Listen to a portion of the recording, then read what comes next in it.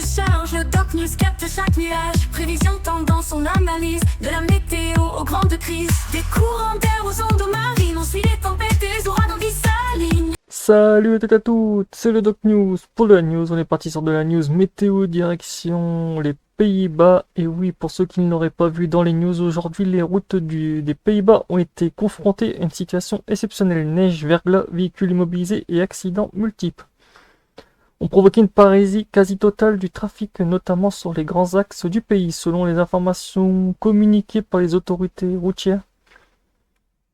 La circulation reste fortement perturbée jusqu'à 450 km d'embouteillage cumulé à l'échelle nationale. Une situation rare qui a mis sous pression les automobilistes, services de secours et gestionnaires d'infrastructures. Et oui, fallait bien s'y attendre. De toute façon, j'avais fait un point météo dessus, fallait bien s'attendre, ça allait être un peu le bordel. Là, actuellement, vous avez le site aussi que je vous montre. Je vous mettrai la source en description de la chaîne si vous voulez suivre le trafic en temps réel aux Pays-Bas. Donc voilà. Avant de continuer cette vidéo, n'hésite pas à liker, commenter, partager et abonne-toi.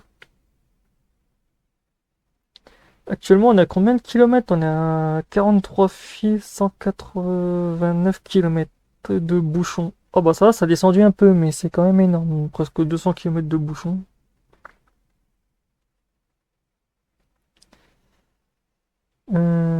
Accident. Ouais. Ah oui, ça fait beaucoup, dis donc. Travaux, non, on s'en fout. Ça fout, ça aussi. Comme on voit, il y a 19, 3, 7, 5, 2, 2, 2, 2, 2, 5, 2. C'est un peu le bordel. Et bon, hop là, on va mettre ça.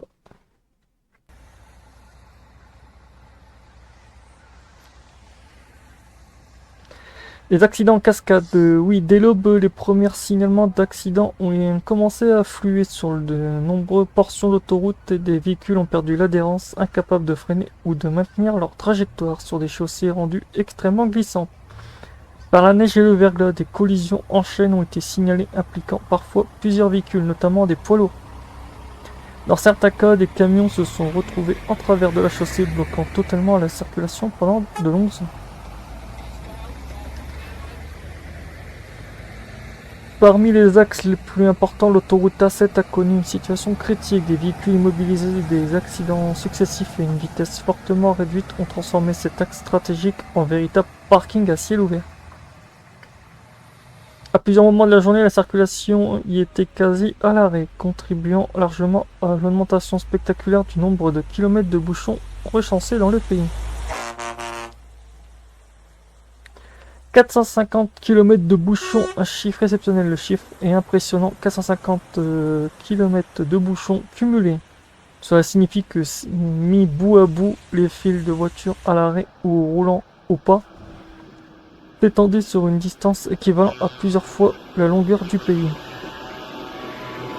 Ce niveau de congestion est généralement observé lors des conditions météorologiques extrêmes combinées à des accidents multiples et des véhicules en difficulté sur les routes. Pour les services de secours, la situation était particulièrement délicate. Accéder aux zones d'accident, c'est parfois relevé compliqué, les voies d'accès étant elles-mêmes encombrées ou bloquées. Les équipes ont dû intervenir sur des accidents matériels, des sorties de route, des véhicules en panne ou bloqués dans la neige, et des collisions impliquant plusieurs véhicules. Chaque intervention entraîne de nouveaux ralentissements, aggravant encore la congestion. En fait, ça, c'est ce qu'on appelle l'effet domino.